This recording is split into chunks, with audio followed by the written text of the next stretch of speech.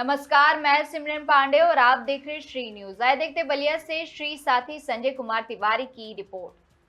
बलिया के कोतवाली क्षेत्र से कोर्ट के आदेश की अनदेखी का मामला सामने आया है। आरोप है कि स्थगन आदेश जारी होने के बावजूद भूमाफिया पुलिस से सांठगांठ कर जमीन पर कब्जा करने की कोशिश कर रहे हैं। पीड़ित महिला अधिवक्ता का कहना है कि जमीन उनकी मां के नाम दर्ज है, लेकिन उन्हें ही बेदखल करने का प्रयास किया जा रहा है। विरोध करने पर बीच सड़क पर मारपीट का भी आरोप लगाया गया है। मामले में सिविल कोर्ट ने पहले ही निर्माण कार्य पर रोक लगाई थी। अब पीड़ित पक्ष ने न्याय की मांग करते हुए आंदोलन की चेतावनी दी है। जी, मैं कुमारी सविता सिंह, एडवोकेट।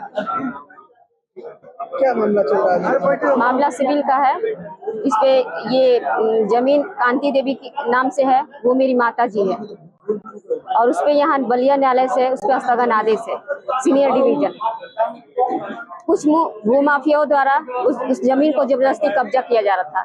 इस पे भूमाफिया का नाम है आफ्ताब अहमद, महफूज आलम, प्रतीक सिंह और 10 अन्य व्यक्ति जबरदस्ती उस जमीन को कब्जा कर रहे थे। जबकि कोर्ट से उनको सख्त कोतवाल साहब को निर्देश मिला है कि जाके मौके पे 17(3) का पालन करें, लेकिन वो उस आदेश को नहीं मान रहे थे। कह रहे थे कि हमें आदेश चाहिए। कोर्ट ने उनको भी आदेश दिया कि आप जाके मौके पे रोकिए, लेकिन मात्र वो 2 पुलिस भेजे वहां पे, और मामला वहाँ स्थिति बहुत गंभीर था। जानलेवा हमला हुआ मेरे पे, और कोतवाल साहब मौके पे नहीं गए। यहाँ तक प्रयास किया गया कि हमें गाड़ी से कुचलने की कोशिश किया गया। प्रतीक सिंह किए और आफ्ताब अहमद, महफूज आलम, हमारे साथ बदतमीजी भी हुआ, फिर भी वहाँ पे कुछ नहीं हुआ। अभी उसके बाद मेरे पे 308 का मुकदमा दर्ज हो गया और मेरा FIR दर्ज नहीं हुआ। अब अगर कोतवाल साहब कुछ नहीं करते हैं तो अब सारे अधिवक्ता रोड पे उतर कर उनके खिलाफ आंदोलन पे उतर जाएंगे। आदेश कब हुआ था? 17/3/2026।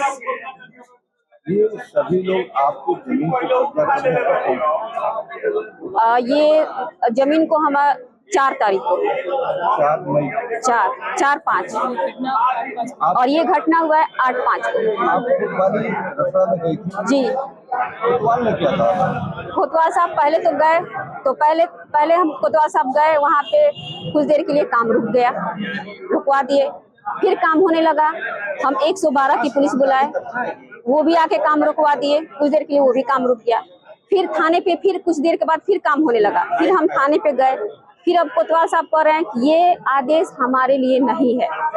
हम कहे किसके लिए? तो वो कोतवाल साहब कह रहे हैं कि ये आदेश आपके विरोधी के लिए, वो या काम करे या रोके। तो हम कहे फिर आपके लिए क्या करना पड़ेगा? वो बोले कि हमको आदेश लाना पड़ेगा कोर्ट से। हम पे ठीक है।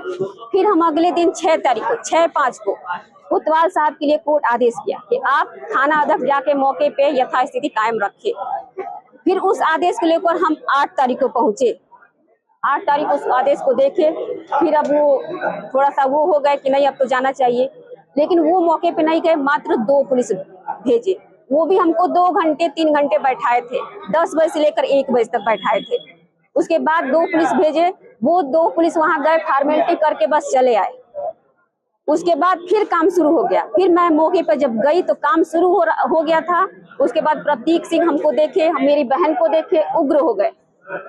उस समय आफ्ताब अहमद भी थे वहां पे, महफूज आलम भी थे।